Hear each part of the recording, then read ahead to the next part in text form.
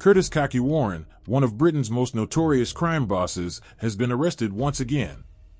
This time, at the home of a former prison officer he had an illicit affair with while behind bars. Their story is one of love, betrayal, and a dangerous criminal empire. How did Warren manage to breach a serious crime prevention order, and what will happen next for the man, once dubbed Target 1 by Interpol?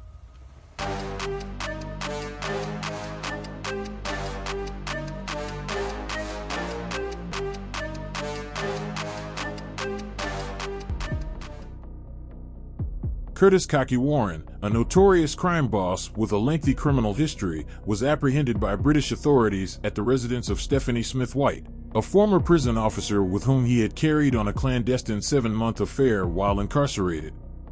Warren, originally from Liverpool, was arrested in the early hours of the morning at Smith White's home in Bolton Colliery, South Tyneside. The arrest was part of an investigation into Warren's alleged violations of a serious crime prevention order. Authorities suspect him of unauthorized use of mobile phones, vehicles, bank accounts, and engaging in prohibited travel. This order had been imposed following his release from prison in November 2022, where he had served time for drug trafficking offenses. Smith White, aged 42, had previously been sentenced to 2 years in prison in February 2020 at Durham Crown Court.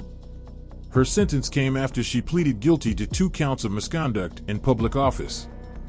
One charge involved failing to report Warren's access to a smuggled phone while in prison, described as a miniature device no larger than a 2-pound coin, commonly referred to as a prison phone. The court also heard sensational details about their forbidden relationship. Smith White had allegedly gone to great lengths to continue the affair, including cutting a hole in her prison uniform trousers, a detail she denied was for any sexual purpose. However, the presiding judge found it hard to believe there could be any other reason for such a modification. In a revealing interview, Smith White admitted to having engaged in several other intimate encounters with Curtis "Cocky" Warren during their illicit relationship behind bars.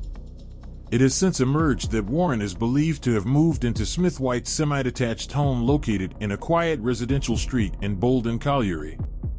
Warren's arrest was part of a joint operation involving Merseyside Police and the North East Regional Organised Crime Unit. He was taken into custody for allegedly breaching the terms of a serious crime prevention order, a violation that carries serious consequences. Breaching an SCPO is a criminal offense that can result in a prison sentence of up to 5 years, an unlimited fine, or both.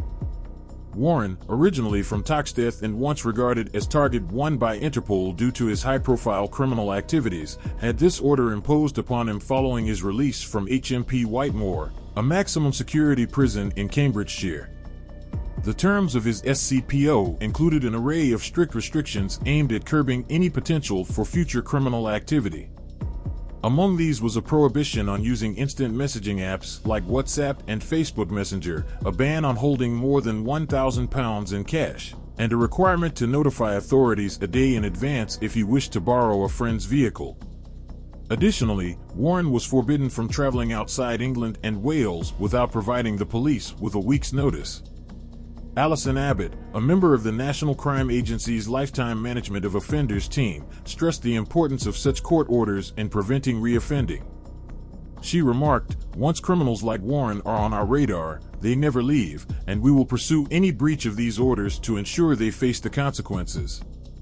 Warren's defiance of authority, which earned him the nickname Cocky, led to his transfer to HMP Whitemoor after his affair with Smith White came to light.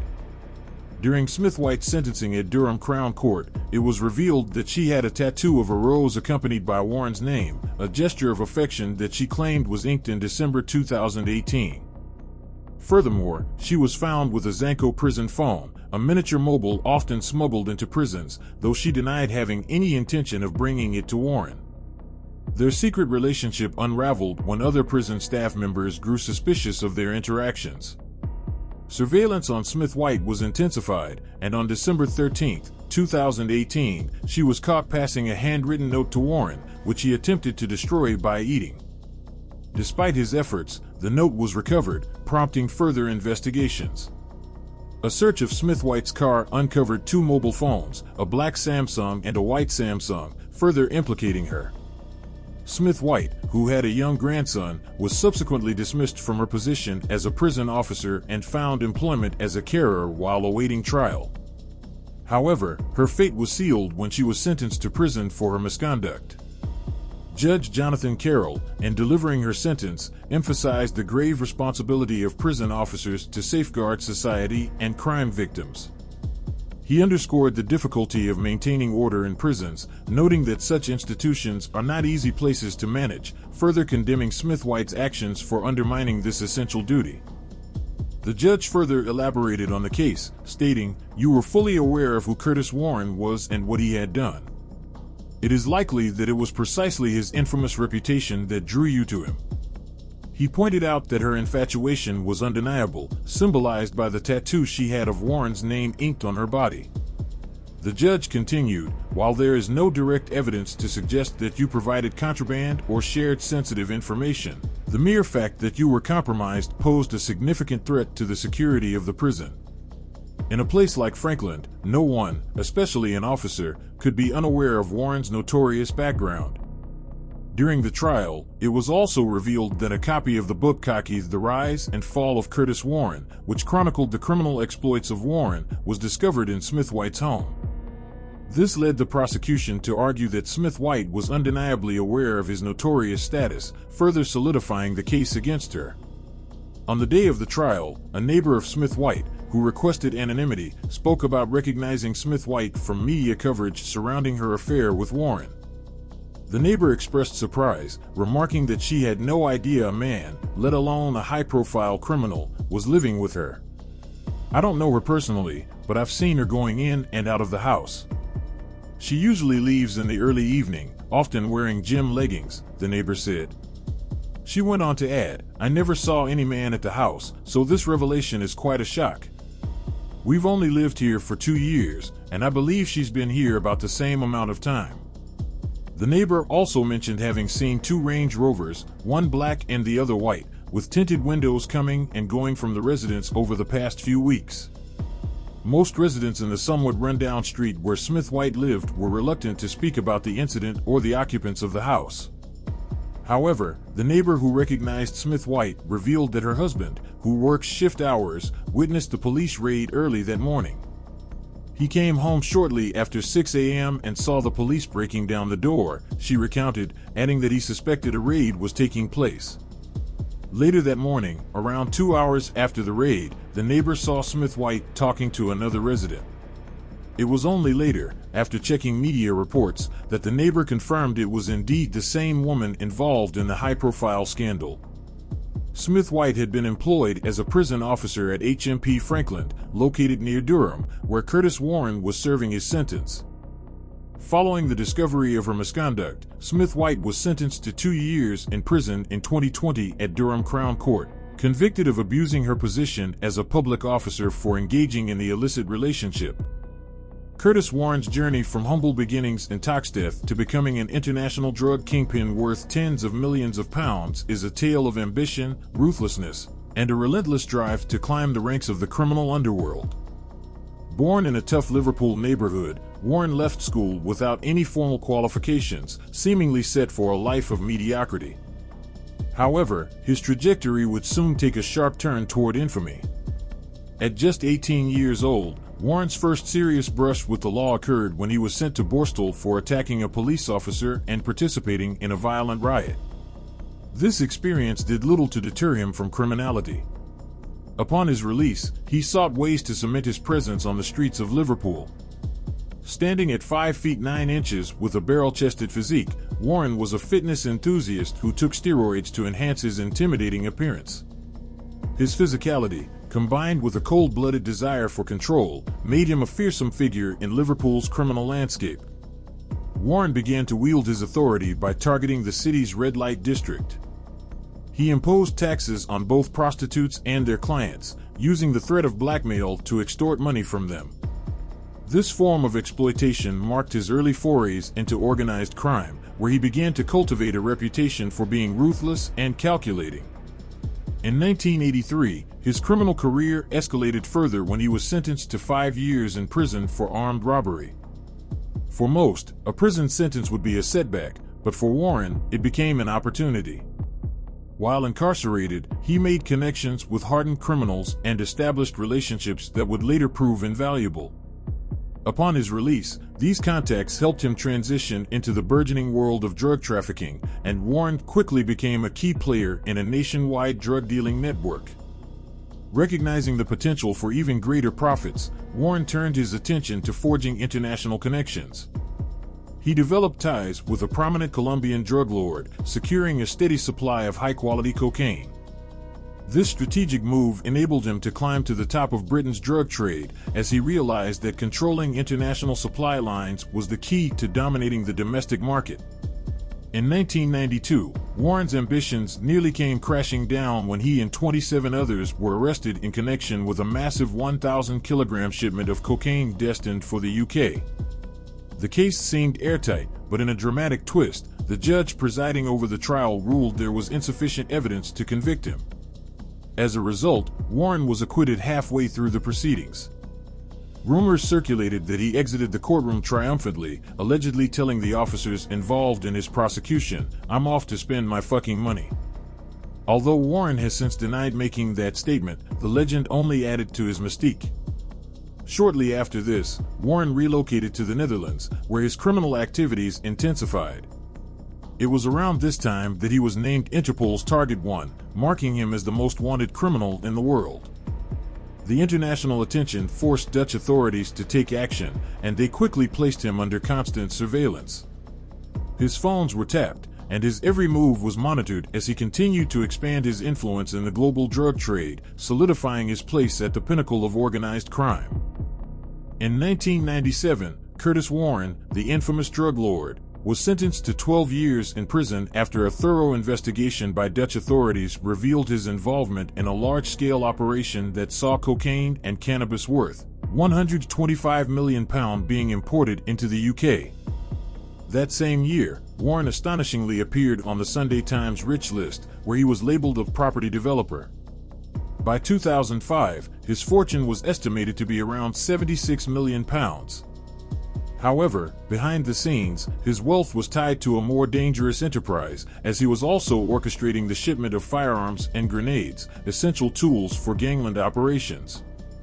While incarcerated, Warren's violent reputation solidified further when he killed a Turkish inmate in a brutal altercation, resulting in an additional 4-year sentence for manslaughter.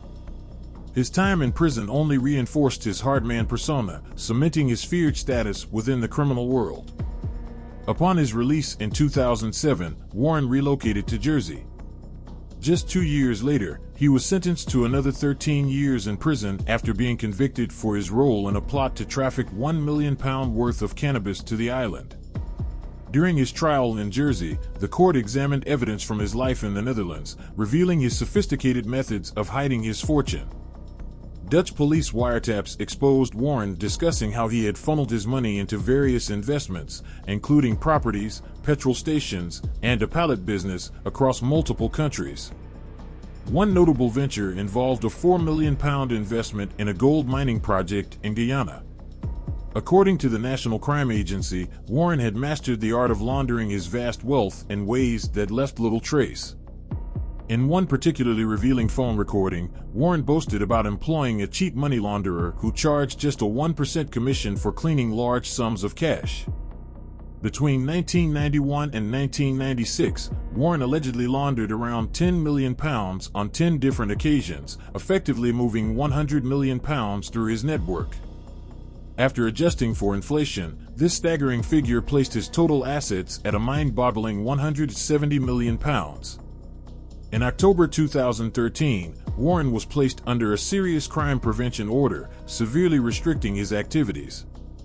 He was banned from owning more than one mobile phone, and he was required to declare his movements and finances. A month later, during a confiscation hearing that spanned 3 weeks at Jersey Crown Court, prosecutors estimated that Warren had amassed a £198 million fortune through his international drug operations.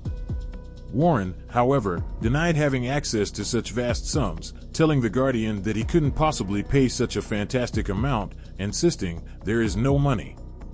When Warren failed to meet the court's demand to pay the £198 million within 28 days, he was handed a further 10-year prison sentence in December 2013.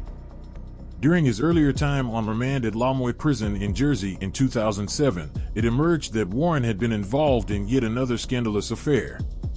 Teresa Rodriguez, a senior manager at the prison's drugs and alcohol counseling unit, later confessed to having had a 2-year affair with Warren. In an interview with the Mail on Sunday in 2014, Rodriguez disclosed details of their relationship, claiming that they had sex in his little cell most days until the affair ended with Warren's conviction and transfer to a mainland prison.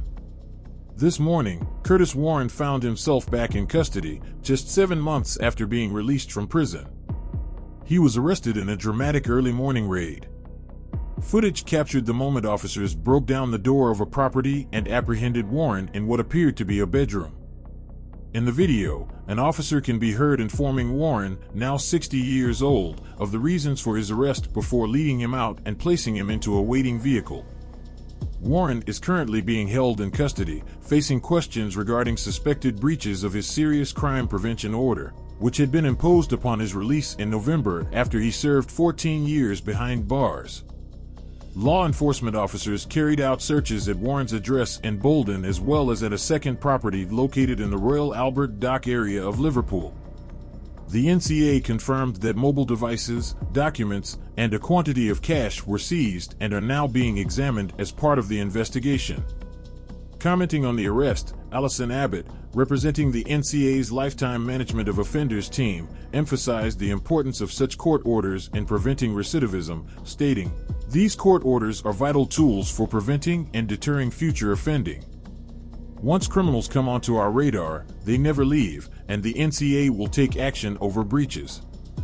Warren's former legal representative, Anthony Barraclough, spoke to the Mirror and confirmed the details of his arrest, stating, "I can confirm that he was arrested at 6 a.m. this morning.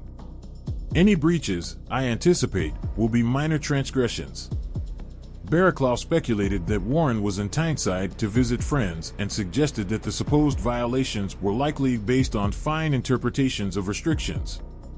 He clarified that Warren was still allowed to travel, own mobile phones, maintain bank accounts, and possess up to £1,000 in cash. Additionally, Warren could travel abroad provided that he gave authorities 7 days' notice. Barraclough also noted that if Warren intended to be away from home, he was required to seek permission, which he believed had been granted. Barraclough concluded by saying, "I have not spoken to him yet as he is currently in custody."